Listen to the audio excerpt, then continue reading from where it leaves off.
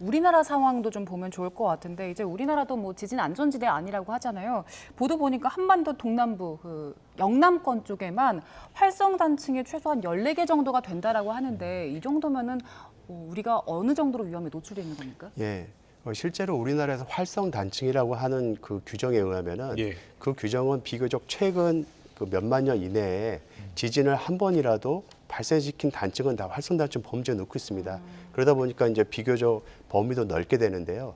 하지만 실제로 한반도에서 지진을 발생하는 기록들을 보면 알려진 단층들과 위치가 겹치지 않는 경우가 굉장히 많습니다. 네. 수많은 지진을 유발하는 현재의 단층들은 지하에 숨은 상태로 놓여 있고요. 이름도 붙여지지 않은 상태로 놓여 있는 것으로 추정이 됩니다.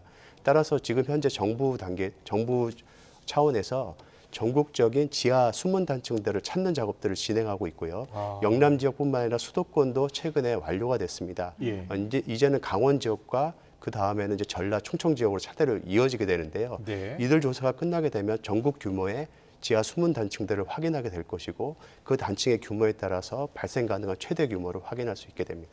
지금 어느 정도 좀 확인이 된 곳들이 있습니까? 네, 그 말씀하신 것처럼 영남 지역이 최근에 완료가 됐고요. 예. 수도권 지역도 최근에 완료가 됐습니다. 네. 그래서 해당 지역의 단층의 규모라든가 지하 단층 크기 같은 것들을 어느 정도 파악한 상태가 되겠고요. 수도권 서울을 포함한 지역에서도 최근에 조사가 완료된 상태입니다. 경주 같은 경우에는 만약에 지난번에 발생했었던 지진이 이런 민가 근처에서 있었다면 큰 피해도 우려가 됐던 상황이다라고 말씀해 주셨잖아요. 그럼 우리나라에서 발생하는 지진은 대부분 이렇게 지표가 낮은 곳에서 발생할 가능성이 높습니까? 그렇습니다. 우리나라도 마찬가지로 제일 자주 발생하는 깊이를 보면 네. 4km에서 10km 사이에서 발생을 합니다. 그러니까 이제 투르키에서 이번에 발생한 지진보다 더 얕은 깊이가 되는데요. 그렇습니까? 근데 이제 우리나라에서 발생하는 지진의 최대 지진 규모는 규모 한 7 정도까지 보고 있거든요. 네. 규모 7은 2010 우리나라에서도 규모 7이 발생할 수 있다고요? 그렇습니다. 이제 우리가 역사서 같은 거를 보게 되면 조선왕조실록 등의 피해 사례를 이제 통해서 과거에 발생했던 최대 지진을 산정할 수 있게 되는데 예. 그게 이제 규모 7에 이르게 되는 것들도 나오고요.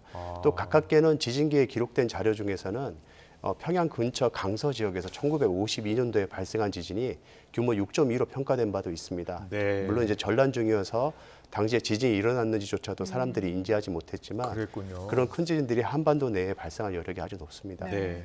앞서 튀르키예나 시리아 쪽 상황 영상으로 보면 건물들이 속절없이 무너져 내려서요.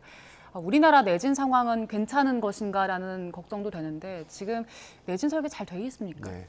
우리나라는 2000년대 들어서 내진 성능이 대폭적으로 강화가 되기 시작합니다. 특히 이제 지진재해 대처법 등을 통해서 각 건축물에서 필요한 지진 성능, 내진 성능 등이 더욱더 강화된 상태고요.